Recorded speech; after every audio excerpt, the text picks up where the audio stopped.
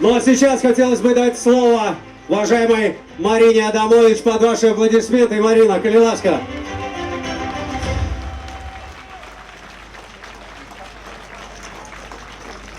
Прывітанне, сябры. Я сёння неверагодна шчаслівая бачыць вас, бачыць такую колькасць свабодных, прыгожых, вольных людзей.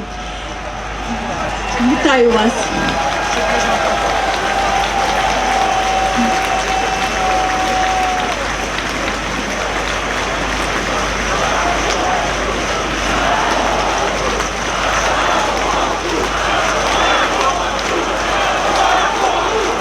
Мой муж Миколай Статкевич зараз знаходзіцца за кратамі.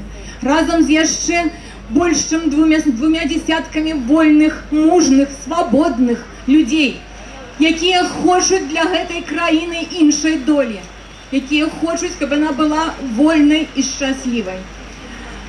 Ён аддаў амаль 30 год свайго жыцця сваёй самай каханай, як мы жартуем дома, жанчыне, самай отданной, самой любимой, самой каханой Беларуси.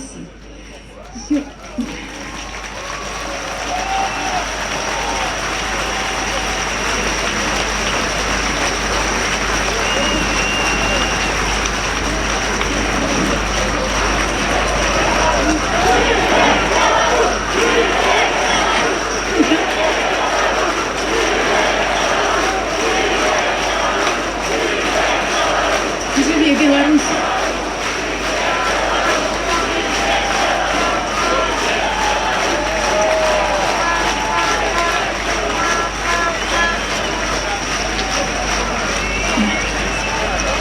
Дякую.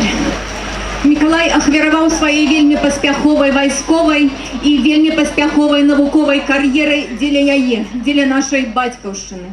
Ён хацеў, каб яна найперш была, каб яна была вольнай, каб яна была незалежнай, каб яна была шчаслівай і заможнай, каб з гэтай краіны нікому не хацелася з'язджаць, але наадварот сюды дзеля рэалізацыі сваіх самых смелых паімкненняў і самых амбітных планаў хацелася прыязджаць людзям з усяго свету.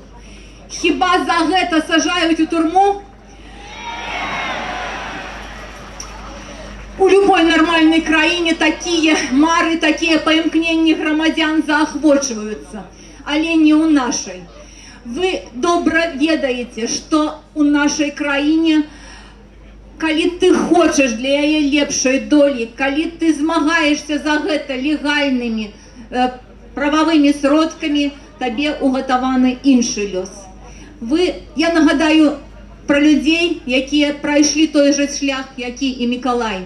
Гэта Александр Казулин, гэта Владимир Некляев, гэта Андрей Санников, гэта Ирина Халип, это Наталья Радина, Дмитрий Бондаренко. Гэта амаль 3 сотні людей, якія у найноўшай гісторыі Беларусі былі прызнаныя палітычнымі вязнямі.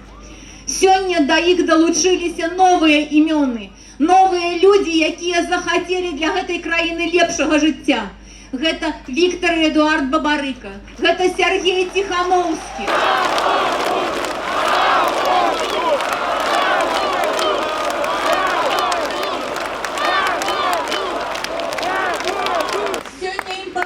Абвінавачванне, па якому роўна ў 5 разоў больш яны могуць праседзець да 15 гадоў.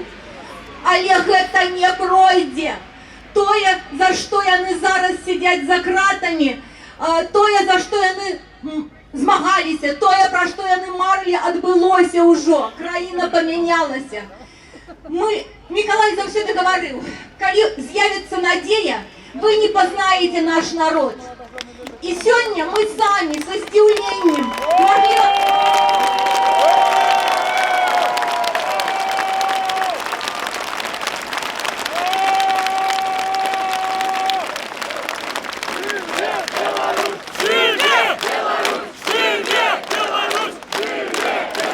Мы не іншыя, мы не народец, мы не быдло, мы живем не у городишку.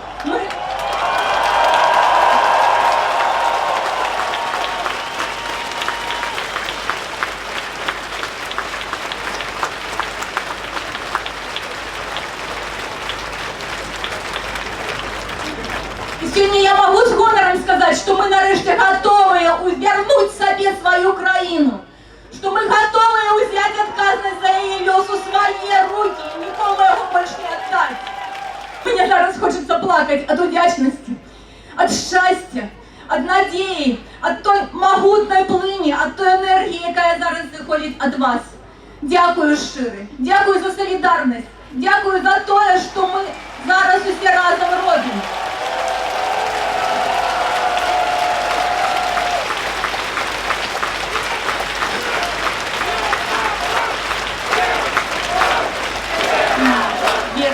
Можем, переможем, любим, можем, переможем.